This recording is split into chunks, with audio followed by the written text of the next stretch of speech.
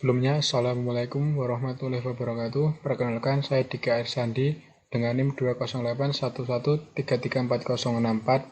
dari kelas ADPA Kampus Gunung Kidul. Di sini saya akan menganalisis konsep kepemimpinan dan organisasi dari Jack Ma atau owner Alibaba Group.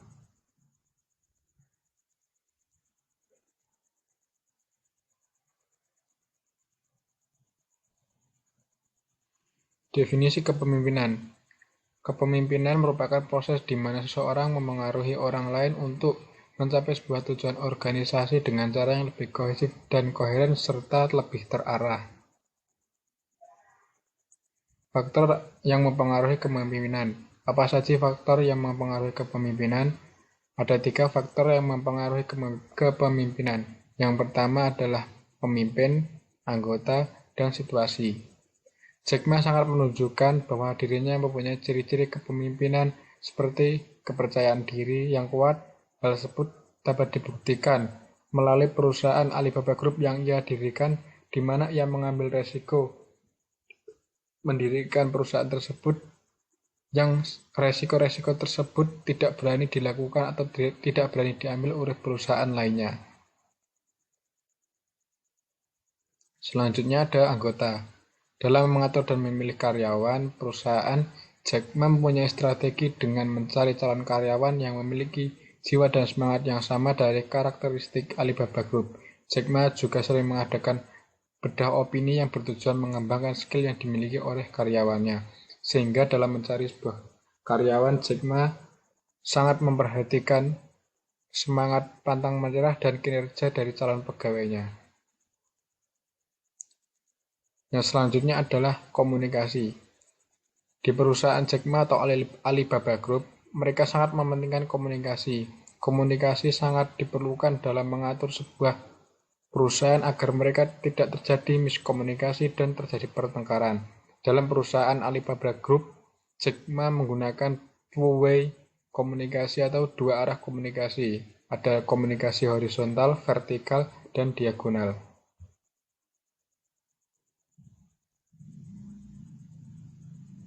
Baik, materi yang kedua, kita akan membahas materi mengenai leading teams. Apa sih teams itu? Teams adalah sebuah unit atau tempat di mana terdapat 2 orang atau lebih saling berinteraksi dan berkoordinasi untuk bekerja dan mencapai tujuan bersama. Selanjutnya, komponen dari teams. Yang pertama terdiri dari 2 orang atau lebih. Anggota bekerja secara teratur. Anggota di dalamnya saling kerjasama dan untuk mencapai sebuah tujuan.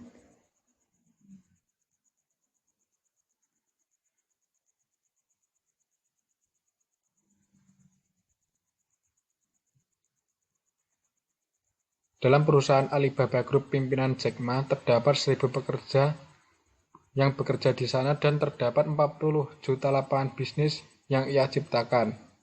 Alibaba Group juga menggunakan prinsip organisasi atau tipe organisasi cross-functional teams. Fungsi dari tipe organisasi cross-functional team adalah dia menggunakan atau mencari solusi masalah dengan memperhatikan ide dan inovasi dari karyawan dan pegawai, tidak hanya dengan jajaran manajer atau direktur saja. Yang ketiga, sebagai pemimpin, Jack Ma juga memperhatikan seberapa besar perusahaan, perbedaan, dan saling ketergantungan. Ia memperhatikan apa saja yang harus diperhatikan yang membuat karyawannya saling tergantung dan seberapa besar perusahaan yang ia pimpin.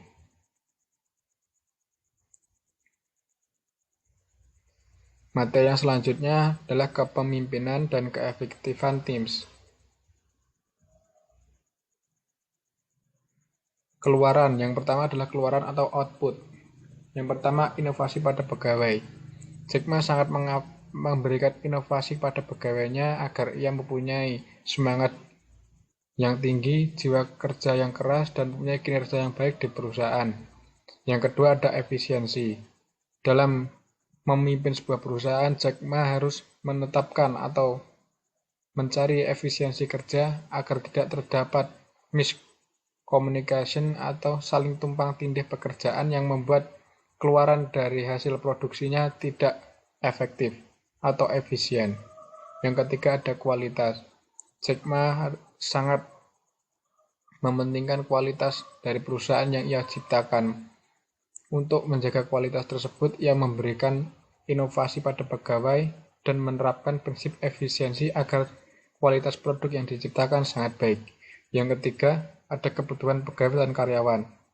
Untuk memotivasi karyawan agar terjadinya kerja yang baik dan kinerja yang unggul, Jack Ma seringkali harus mencari kebutuhan atau mencari tahu kebutuhan pegawai atau karyawannya. Kebutuhan karyawan adalah memberikan janji atau kejelasan kedudukan, memberikan fasilitas-fasilitas seperti gaji yang memadai, dan memberikan jaminan seperti jaminan kesehatan BPJS dan waktu libur yang cukup untuk para pegawai.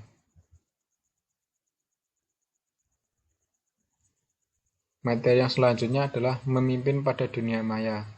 Dalam memimpin dunia maya, apalagi seperti pada situasi pandemi saat ini, Jack Ma harus memperhatikan 4 hal dalam memimpin pada dunia maya atau virtual maya, virtual pertemuan.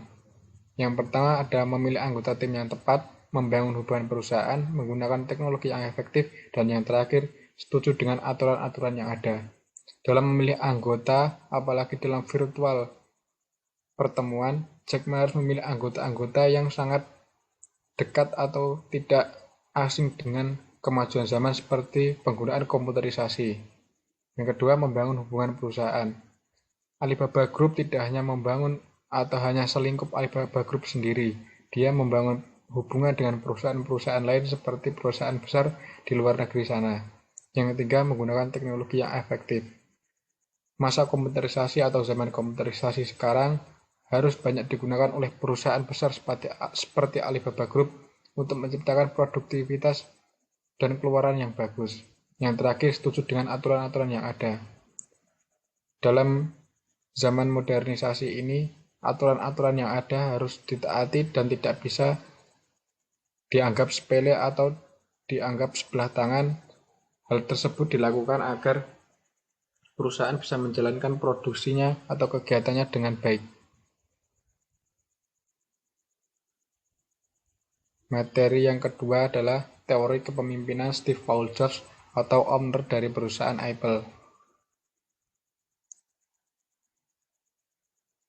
3 dimensi dari teori kepemimpinan Steve Jobs. Yang pertama, introvert atau ekstraversi. Steve Jobs memiliki teori atau sifat ekstraversi, yaitu tidak mementingkan diri sendirinya, melainkan memikirkan ke depan atau masa depan dari perusahaannya, yaitu Apple Company. Yang kedua, kestabilan emosi. Steve Jobs dikenal sebagai orang yang emosional sehingga dia dianggap para karyawannya kurang mempunyai kestabilan emosi yang baik sebagai pemimpin. Banyak pekerja atau karyawan yang dipecat hanya karena kesalahan yang tidak hanya dengan kesalahan yang kecil, ia memecat karyawannya, sehingga banyak karyawan yang memilih pindah resign dari Apple Company ke perusahaan lain. Yang ketiga, psikotisme. Psikotisme atau kepercayaan kepada karyawan ia tunjukkan melalui pelatihan-pelatihan yang ia berikan di perusahaan Apple kepada para karyawan seperti pelatihan kepemimpinan, komputerisasi, dan pelatihan manajemen.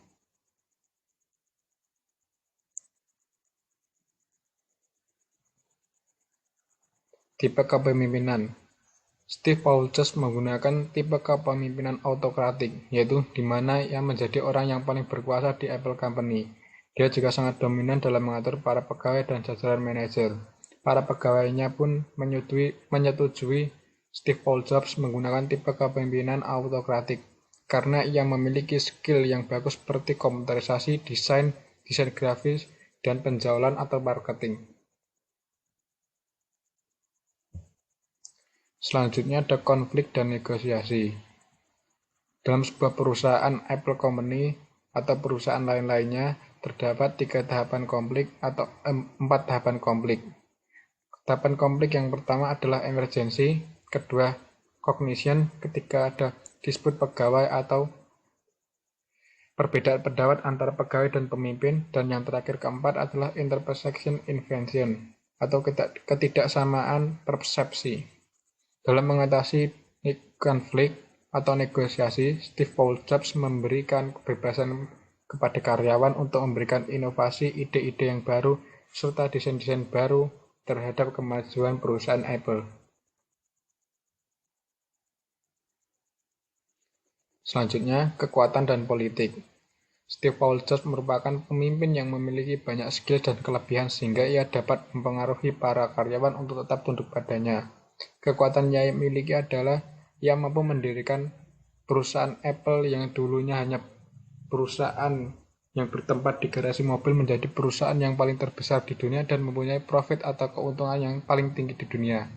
Melalui skill yang mumpuni, Steve Jobs dapat mempolitisi perusahaan Apple agar tetap ia pimpin secara dominan mutlak kepadanya. Materi selanjutnya adalah followership atau anggota. Dalam perusahaan Apple, Steve Jobs memimpin para anggota yang memiliki tipe exemplary followers. Para anggota memiliki kemandirian, partisipasi perusahaan yang baik, serta memiliki pemikiran yang kritis. Materi yang terakhir adalah pengambilan keputusan. Dalam mengambil sebuah keputusan, Steve Jobs memperhatikan beberapa faktor seperti sikap, pengalaman, dan ekspektasi orang lain mengenai keputusan yang ia ambil. Steve Jobs juga meminta pertimbangan para manajer dan petinggi perusahaan lain mengenai pengambilan keputusan yang ia lakukan, yang hal tersebut sangat berpengaruh langsung terhadap perusahaan Apple Company. Mungkin sekian dari saya. Apabila ada kurang dan lebihnya, mohon maaf. Wassalamualaikum warahmatullahi wabarakatuh.